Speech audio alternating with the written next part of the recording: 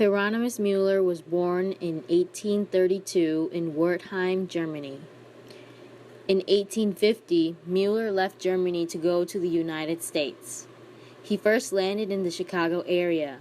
Then he went to Freeport, Illinois, where he met his wife, Frederica Bernhardt. They had 6 sons and 1 daughter. In 1857, Mueller moved to Decatur with his family because his brothers told him to go out and start his own business. There, he opened his own gun shop. But because he knew how to work with metal, he was a trained machinist, he was able to work on a lot of things, whether it was farm implements, locks and keys, sewing machines, anything that was made out of metal that needed some kind of repair, he was able to look at and work on. Part of that is also because the way his mind worked, he was a problem solver and an inventor. And that he established a reputation for himself here in Decatur of good workmanship. So as Decatur started to grow with industry, they realized that they needed to expand their water. In 1871, Mueller was appointed as the first city plumber of Decatur to oversee the installation of the city's first water distribution system.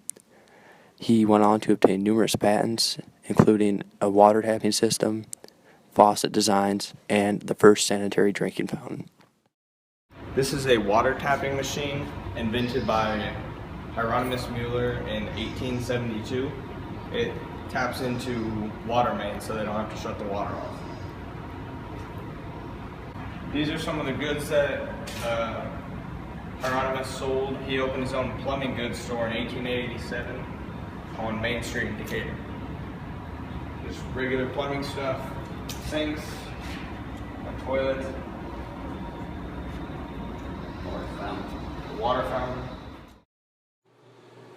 Mueller's business grew, and he took care of his employees. They had many benefits. One perk was the loaner crib program. Whenever an employee would have a baby, they could borrow Mueller's crib and return it when they were done with it. This is an example of one of those loaner cribs. In 1892, Hieronymus imported the Benz automobile from Germany. He and his sons outfitted it with new advancements, such as a spark plug and a water-cooled radiator. And in 1895, the Mueller-Benz won the first unofficial road race in the United States. This is a fun story for Decatur because imagine in the 1890s there were no other cars on the streets of Decatur. This was the only car driving on this. There were buggies, all kinds of horse-drawn buggies on them, but this was the only car that you would have seen not only here in Decatur but in all of central Illinois.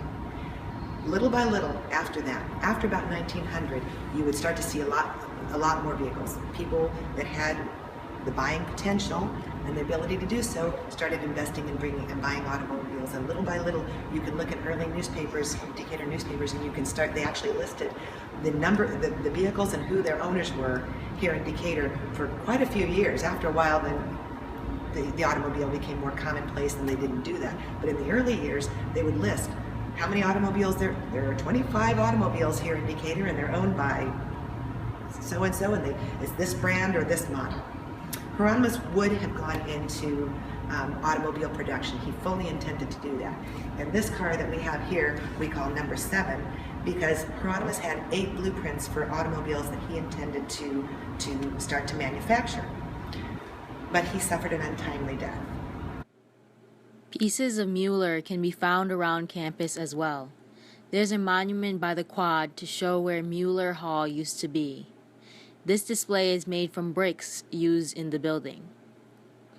Other pieces of Mueller can be found right by Artuck, by Dolson and the Office of Residence Life, by the Griswold Physical Education Center, and Blackburn Hall. The City of Decatur and Millikan University have both benefited from the donations from the Mueller Company, which continues to operate in the city to this day.